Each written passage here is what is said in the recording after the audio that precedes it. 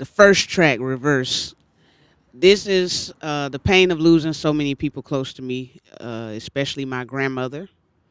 She was my last living grandparent and very, uh, like a very important part of my childhood. So the loss of her was like the last straw. So whenever I recorded this album, well, whenever I first started, she was getting sick, but this was like, okay, the whole vibe of the album changed when she passed. Second track is Empirical. It's like a Meek Mill type of track. It's like, just nothing but bars, just going in. It's me speaking my truth about different points in my life. When I first moved out for college, all the way up to me moving to Florida, all the way up to me getting out here to California. It's just kind of like a rundown of how everything went. Third track is Should Know.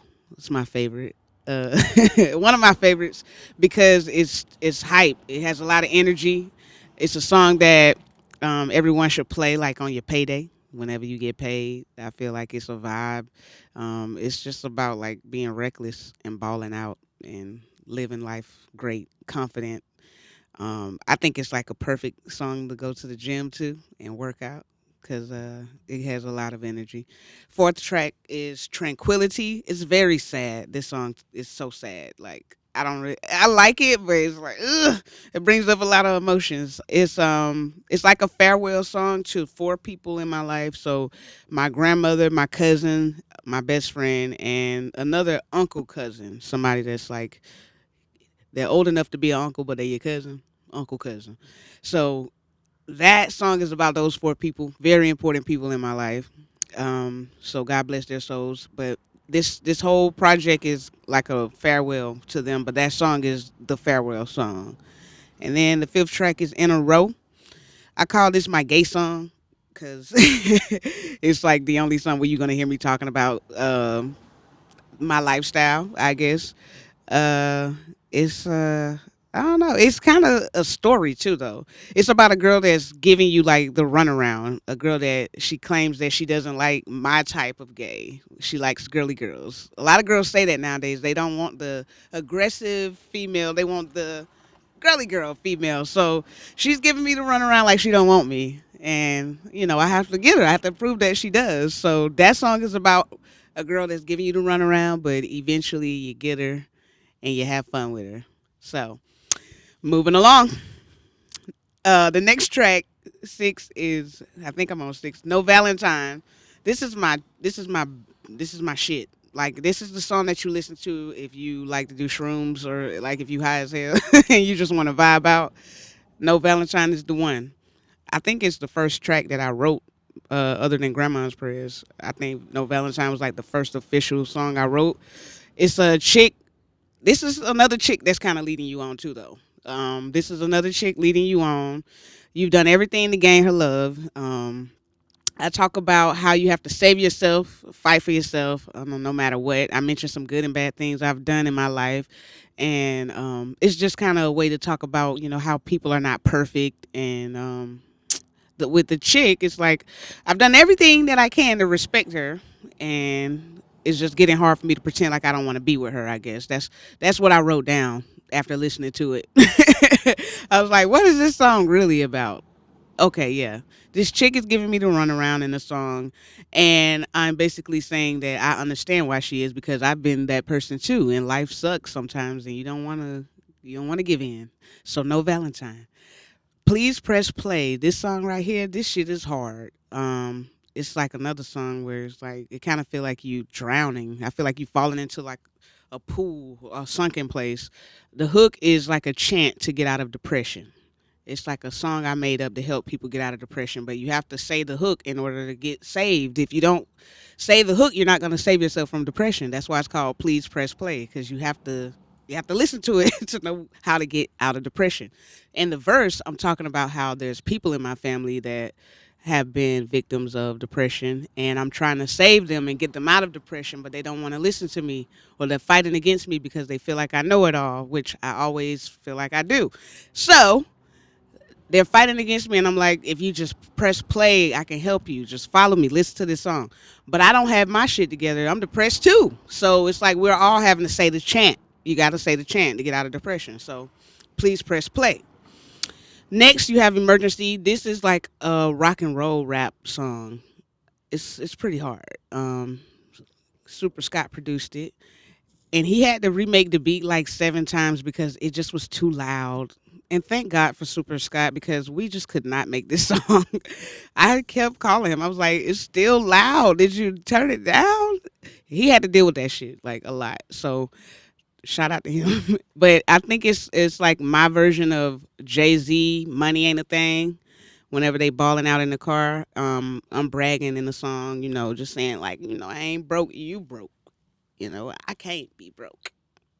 Yeah, it's that type of song. So yeah, moving along. Anti. I love this song. Anti was made. It was produced by Bolanos, which is one of my rap buddies. Bolanos. When I met him, we were going to the Art Institute in San Diego, and I stood up and I was, introducing myself, and I was like, I went to the Art Institute in Atlanta, and I transferred here. And as soon as it was over, he walked up to me and was like, "You from Atlanta? Let's be friends." And we've been friends ever since. He is like so near and dear to my heart. His family actually took me in when I was living in my car out here in San Diego. His uncle was like, "Yo, you don't have to live in your car, you family." So I fuck with Bryan. He made this beat, and he's so happy that he got on this project because I was like, no features, and he was like, "Oh, you got me fucked up." So Bryan made a beat. He's a rapper, and he made a beat. And this song is about just the media feeding us stories quickly with us no time to process it. It causes anger, paranoia. It also is about how we can easily be influenced to be violent against one another because the media has that type of power.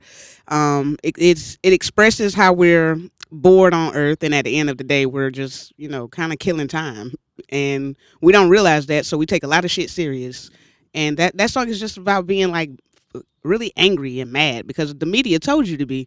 So we don't watch the news. California. That's my California song, of course. It's a mixture of what I always imagined California would be like, mixed with movies I've watched, mixed with my own experience of California.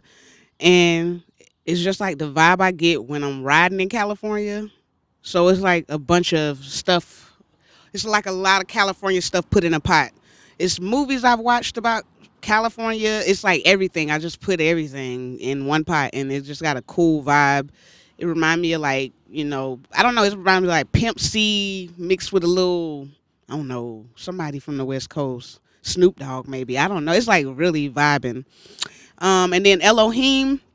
This is like a motivational gospel song almost. I have to I have to make these type of songs because I want to highlight my roots. I grew up in the church, y'all. But but it's motivational. It's like a gospel song. It's about staying strong and having faith. It expresses my views on my personal relationship with not God but with the church because sometimes you don't feel welcome when you go to church because of your lifestyle outside of the church. So I'm talking about how, I'm not perfect, but I aim to please and I know God is, existent and very present in my life. So Elohim is like my gospel track. And, I know a lot of people gonna rock with that. And then Grandma's Prayers, of course, that's my last one. I said I wasn't going to put anything that I've already recorded on this project, but I felt like Grandma's Prayers was the best way to end because it's, primarily focused around the people that I lost in my life.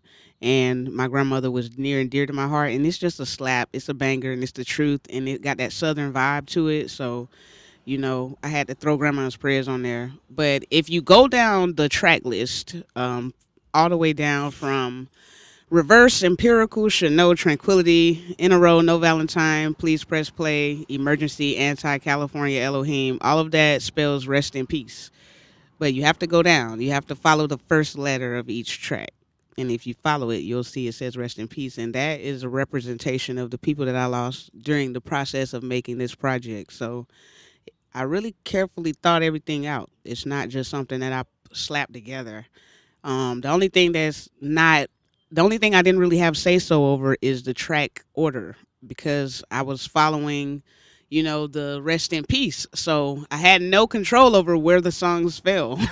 I just knew that Empirical, gotta go number 2, and S Should Know. So that's how it ended. But it's a fun project, and I'm happy and excited for you all to hear it.